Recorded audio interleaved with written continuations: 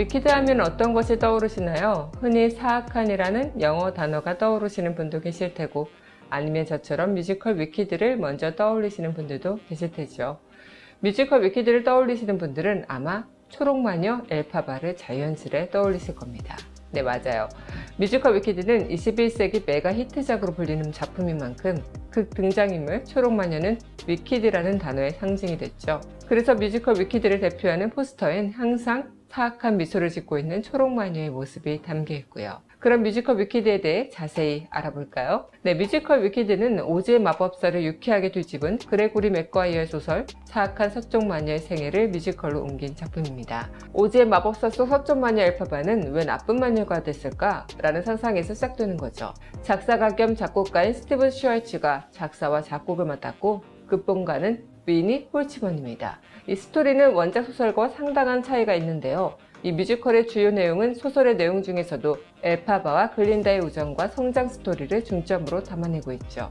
극단적으로 어두운 분위기의 원작과는 달리 뮤지컬은 동화적이며 환상적인 분위기를 가지고 있기도 하고요. 이 소설과는 달리 아무도 죽거나 뒷세대까지 이어지는 비극을 겪지 않고도 해피엔딩으로 끝나는데요. 자세히 뜯어보면 완벽한 해피엔딩이라 할 수는 없겠지만 말이죠. 어쨌든 소설보단 밝은 분위기의 뮤지컬 위키드는 2003년 미국 브로드웨이 초연 이후 영국 웨스트엔드, 일본 사계, 대한민국 등으로 수출됐습니다.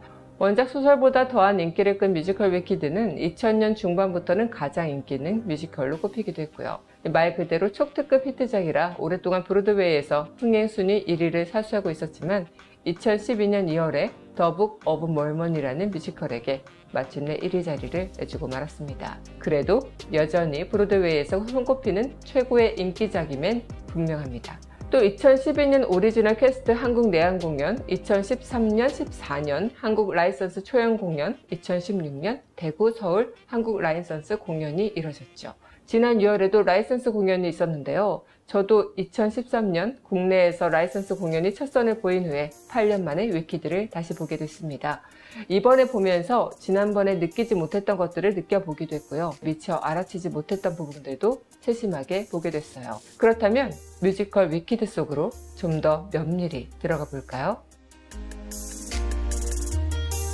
네, 뮤지컬 위키드는 총 2막으로 구성됐는데요. 악명 높은 서쪽 마녀가 죽었다니 굿뉴스라며 시작하는 뮤지컬 위키드는 에메랄드 시티의 인싸인 글린다가 학창시절 소문난 찌질이었다는 엘파바와의 관계를 설명하며 극을 이어나가죠. 그도 그럴 것이 엘파바는 눈에 띄는 녹색 피부와 촌스러운 스타일로 학교의 아싸였는데 정말 어울리지 않는 두 사람이 자연스레 좋은 룸메이트로 그리고 소울메이트로 진화하죠. 이처럼 두 마녀의 우정과 성장 스토리에 집중한 뮤지컬 위키드는 오즈의 마법사 속 우리가 집중하지 않았던 마녀들의 이야기를 다뤘는데요. 오즈의 마법사에서 우리가 나쁜 마녀로 알고 있던 서쪽 초록 마녀 엘파바. 녹색 피부 때문에 주위로부터 오해를 사고 배척당하지만 오즈 대학에선 탁월한 마법사의 재능을 지닌 가장 뛰어난 학생으로 정의로운 인물로 그려지죠. 반면 우리가 흔히 알고 있는 금발의 착한 마녀 글린다는 아름다운 외모로 인기를 독차지하지만 허영덩어리로 묘사됩니다. 또한 글린다는 어떤 곳에서도 자신이 주목을 받아야 하는 이기적인 인물이죠. 글린다의 자기중심적인 성격은 모든 인물들을 자기식으로 부르는 태도에서부터 드러나니까요. 보크가 여러 번 자신을 버그로 부르는 글린다를 지적했지만 매번 버기라 부르고요. 계집애 갖다 싫어하지만 제멋대로 엘파바를 엘피라 부르죠. 이런 그녀이기에 피에로의 마음을 움직이기 위해 갈린다에서 글린다로 이름을 바꾸는 것이 그녀로서는 얼마나 대단한 일인지 짐작해 하기도 합니다.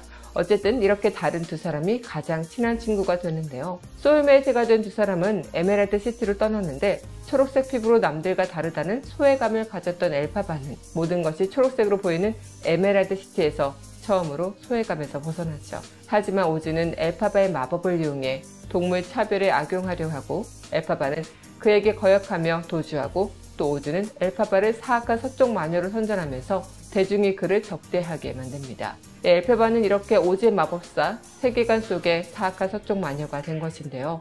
이 자신이 선택하지 않은 특징 때문에 따돌림받던 소녀가 끝내 소속감을 느낄 곳을 발견했지만 거기 머무르기 위해서는 또 다른 약자를 핍박해야 한다는 사실을 깨닫고 영영 주류에 속할 수 없는 외톨이가 되기를 자처합니다.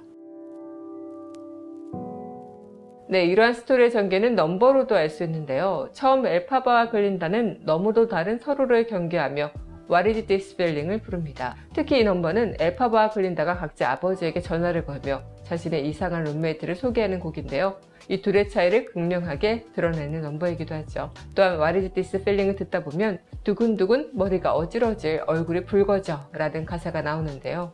이 상황과 다르게 사랑하는 사람을 만났을 때 주로 사용하는 표현들을 가사에서 들어볼 수 있죠. 시스터 로맨스라고 해야 할까요? 일각에서는 피에로를 두고 경쟁하는 사이지만 은근한 동성애 코드가 깔려있다고도 합니다. 이어서는 서서히 다름을 인정하고 가까워지는 과정에서 제가 제일 좋아하는 넘버이기도 한데요. 파퓰러를 거쳐서 다름을 받아들이고 둘 사이 우정이 성숙해지는 폴 굿으로 진행됩니다. 또한 위키드의 가장 대표 넘버기도 하죠. 1막 마지막 곡으로 엘파바가 빗자루를 타고 날아오르는 장면에서 시원한 고음으로 부르는 Defying Gravity. 중력을 벗어나라는 가사처럼 하늘을 나는 물리적인 상황을 의미하면서도 동시에 모든 편견을 벗어나겠다는 의지를 드러내는 곡이죠. 이 위키드의 메시지를 함축적으로 보여주는 넘버라 할 수 있을 것 같아요. 이 음악에서는 엘파바는 마법사를 만나 이런 편견에서 벗어날 수 있을 거라고 꿈꾸죠. 네, 그런 소망을 담은 노래가 Wizard and I인데요. 여기도 가사를 들었다 보면 Unlimited, my future is unlimited 라는 가사가 나오죠. 그러나 이 막 마지막 부분 폴 굿을 부르기 전 엘파바는 같은 멜로디를 가사만 바꿔서 I'm limited 라고 노래하죠. 편견에 대항하던 엘파바가 이 막부터는 급격히 후퇴하고 결국엔 이에 맞서 싸우는 것을 포기하는 걸 보여주는데요. 이 소설에서는 끝까지 투쟁하는 엘파바의 모습이 강조됐는데 뮤지컬에서는 이보다는 상상력을 발휘해 오즈의 마법사의 비아나, 엘파바와 글린다의 관계에 집중하는 셈이죠. 또한 흔하지 않은 여성 투톱의 작품인 뮤지컬 위키드는 철저히 여성 중심의 시각과 스토리 전개를 보여준다는 점에서도 많은 의미가 있죠. 이런 점에서도 뮤지컬 위키드는 충분히 매력적인 작품이며 몇백 년간 사람들의 사랑을 받을 만한 이야기답다 싶습니다. 유쾌한 판타지를 선보이고 있는 위키드는 백스테이지에서도 경이로운 기록을 이어가는데요. 40억 원의 상당의 의상이 350벌 등장하고요. 개별 의상마다 보험 또한 가입되어 있다고요. 그중 가장 눈길을 끌었던 의상이 글린다의 버블머신 드레스인데요. 이 드레스를 입고 글린다는 하늘하늘 사뿐사뿐 다니지만 실제 의상 무게는 자그마치 20kg이라죠. 비누 거품을 연상시키는 천조각 50개가 겹겹이 이어져 있다고 해요. 이 상상이 잘 안 가지만 심지어 와이어까지 달려있으니 엄청 무겁겠죠? 엘파바의 의상 또한 절대 소박하지 않습니다. 마녀로 날아오른 이후 이막에서 입고 나오는 검정 드레스는 360개 원단의 패치워크로 만들어졌다죠. 심지어 각 조각들은 화상과 지각을 상징한다고 합니다. 글린다와 엘파바가 에메랄드 시티에 도착할 때 각가지 초록빛 의상을 입고 앙상블들이 춤을 추는데요. 이 장면에서 앙상블들이 입고 나온 옷들 또한 전체 의상 중 비싸고 무거운 옷들이라죠. 의상뿐만 아니라 가발 또한 남다른 대우를 받고 있는데요. 매 공연 전후 정돈한 가발을 건조기에 보관하는데 이는 살균뿐 아니라 컬링의 탄력과 고정력을 한층 높여주는 효과가 있다고 합니다. 그리고 가발 역시 상당한 가격을 자랑하는데요. 최고가가 무려 300만원 가량이라네요. 이 여성 캐릭터가 끌고 가는 뮤지컬이라는 점도 있지만 정말 화려한 의상과 분장면에서도 왜 많은 뮤지컬 여배우들이 꿈의 작품으로 위키드를 꼽는지 짐작해 볼 수 있겠습니다. 네, 어찌 보면 해맑은 동화 위에 냉소적인 현실성을 더하고 거기에 우정과 사랑의 이야기를 얹었으니 화려하면서도 재밌고 또 교훈적이기도 하기에 많은 이들의 사랑을 받고 있는 게 아닐까요? 인종차별, 권력남용, 이 민족에 대한 배척, 진실에 대한 왜곡, 또 대학에 들어온 엘파바가 소외되는 장면에서는 소수자 혐오가 떠오르고요. 지식을 갖춘 동물들이 말을 빼앗긴 채 감금되는 장면에서는 파시즘이 연상되기도 합니다. 그러다가도 서로 너무나도 다른 두 친구의 우정을 쌓는 성장 드라마이기도 하고요. 또 멋진 남자애를 친구가 서로 좋아하는 청춘 삼각 로맨스물이 될 뻔하다가 자기의 능력을 자각하고 악당하고 대결하는 영웅담이 되기도 하고요. 네, 어쩌면 생각할 거리를 주면서도 너무 깊게 빠져들지 말라는 안전바를 장치해둔 걸까요? 그래도 저는 오늘 이 뮤지컬 데이트에서 위키드를 다루면서 이 부분에 대해서는 한 번 더 생각해보고 싶더라고요. 외모 차별과 소수자에 대한 편견, 정치 권력의 선동으로 나쁜 마녀로 인식될 수밖에 없는 엘파바를 그려내며 우리가 규정한 선과 악에 대해 말이죠. 나와 다르다는 이유로 악이라는 굴레를 씌우고 있는 것은 아닌지 작품 속에서는 끊임없이 우리에게 묻고 또 물어보네요. 엘파바가 중력을 벗어나 가장 빛났던 순간은 사실 언젠가 추락할 수밖에 없는 그의 운명을 암시한 것이나 다름없었겠죠. 우리 모두 오즈의 마법사에서 서쪽 마녀가 맞을 운명을 알고 있었으니 말이죠. 현실은 더욱 잔혹해서 엘파바가 외치는 누구나 날아볼 기회를 가져야 한다는 말조차 사치처럼 느껴지죠. 사회의 소수자들에겐 아무 힘도 없으며 그래서 날아볼 기회조차 없고요. 이처럼 차별받고 따돌림 당하며 직접적인 폭력에 시달렸던 그들.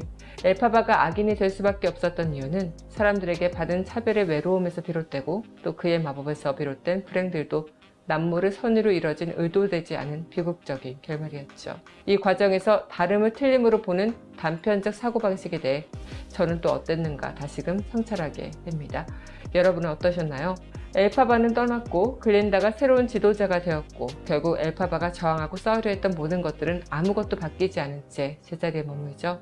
뮤지컬 위키드에서는 그 어떤 것에 대해서도 명확한 답은 보여주지 않습니다. 왠지 함부로 희망을 단정지으면 안 된다고 말해주는 듯한 느낌을 받는 건 또 왜일까요? 정말 동화 속 해맑은 결과처럼 우리의 현실 또한 어두운 그늘은 환하게 비춰줄 태양이 곧 뜨길 바랍니다. 그럼 저는 이만 현실로 돌아갈게요. 여러분과 한편의 동화 같은 위키드를 여행하는 데이트 함께해서 행복했습니다. 뮤지컬 데이트 다음 시간에 또 만나요.